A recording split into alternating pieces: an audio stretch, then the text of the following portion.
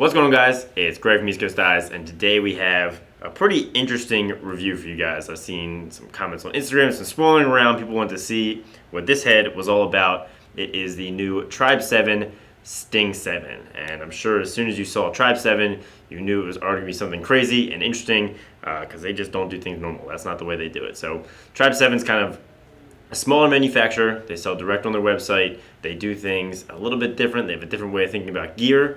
Greg Gurenlian, MLL MVP, All-Star, great guy, is actually the president of the company, has a lot of help in their product direction and development. So in the past, they've been big in face-off products.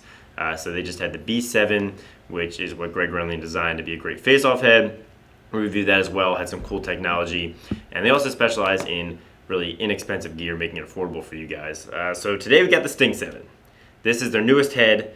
And it is pretty crazy and definitely the most different they've ever made. So quick specs, it is going to be only $47.50, so pretty much exactly half the price you'd pay for another high-end head. I say this all the time, but that's the cool thing about a Tribe 7 head. You can literally get two of them for the price of another high-end head. And it is relatively light, it's not too heavy, it's 5.1 ounces, a little bit heavier than offensive heads. So getting right into it, the first question people have, number one, what is this head meant for? And since a lot of the heads in the past have been face-offs, this definitely is meant to do face-offs. That's how they're advertising it. It's also meant for offense. And number two is what is going on with the scoop. As soon as I saw it, everyone in the office tried to figure out what it looked like, and I think we landed on duck-billed platypus because it's got a regular kind of shape, just shortened, and this really flat, long area up at the scoop here. They've got a patent pending for this, and they say it does a couple things. So we went out, we tested it out. So on ground balls for us, it was pretty similar. I don't think it helped that much with ground balls. The one thing it did do is keep it flat here a little bit in the pocket a little longer, so it had a tendency to kind of get caught in this flat area since it's so flat. But ground balls are still pretty good. I didn't have any trouble there. I don't know that it made it any better, but it definitely wasn't any worse. It's a cool, interesting looking feature. And the other one is short pocket design. So by basically reducing the shape of a bottom rail and a top rail of a head to like half or 3/4 of what it used to be, you kind of get a quicker release, and it has a tendency to snap the ball out right here rather than a full gradual side roll would do. This has a tendency to want to get the ball out a little bit quicker. So my first question was, what would it be like to string this thing? And in reality, I thought it was going to be a lot more awkward than it was. It really wasn't that bad. And some of the reason is, you look at the face shape of this, it's literally all pinch.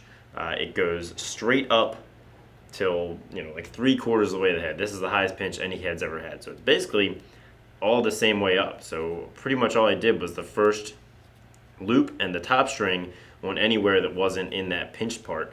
And so what I ended up with was, I was just like, I'll go at this thing super basic, all SIs, straight down the side, all in a row.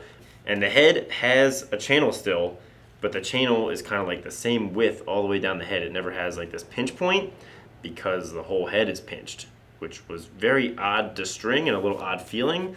But what it ended up being was a really accurate pocket, really low whip, but it wanted to push it out a little bit earlier. This curve kind of follows with the head, and since it is so pinched, it was super accurate, and I was throwing it down the middle pretty much every time, getting that smooth release. So for an offensive player's perspective, that was a pretty cool feature, and I think you could get creative with how you're using this flat spot to string some pretty cool pockets that would snap out kind of like an Iroquois top string super early, which could be really cool. They market this head as universal spec. I measured it, and according to my measurements, it doesn't quite meet 6.5, which I found interesting. So if you're going to get one, maybe I would email them or check it out for further clarification. But from what I can measure, this was like 6.25, which is not legal for X-Spec, which has to be 6.5 at the top. So that was really interesting, but that leads to a really tight face shape reminiscent of, everyone remembers the Evo Pro X6, which was like a box head. It was super tight, and everybody loved that head. So on face-offs, a whole different aspect. You don't find many heads that are great for offense and face-offs because they're different attributes. But for face-offs, they have what they call power nub, which is this block down here at the end of the head. And so basically the idea is you can no longer have your hand on the plastic or even touching it when you're facing off. And so by having this power nub, your hand has a little gap, but as soon as you go to face off, the whistle blows, your head jams right into that, finds something to stop at, and gives you a lot of power to press out which I think face-off guys are going to like. And, we took a couple draws with it, tried it out. It's really stiff. It's the stiffest Tribe 7 head. So for a face-off guy, I'd recommend it more for like your grinder, someone who's going to try and overpower someone, rather than your quick, smooth pinch and pop move. Because down in this area, there's a lot of bracing in a short amount of time, or short space here, and it's really stiff, which is nice for offense too. So for a specific kind of face-off guy, not the same person that would have used the Ghost or the Beast, but the Power Nub is a really cool piece of tech for face-offs. And for offense, the Power Nub, some guys liked it, some guys didn't. I tend to put my hand on the plastic, and it was a little bulky there when I wanted to do that. Brian said he actually kind of liked it because he puts his hand right under the plastic, and it gave him something natural to slide up to and land at. So mixed opinions there. I think that'd be up for you guys for personal preference to decide if you like it for offense.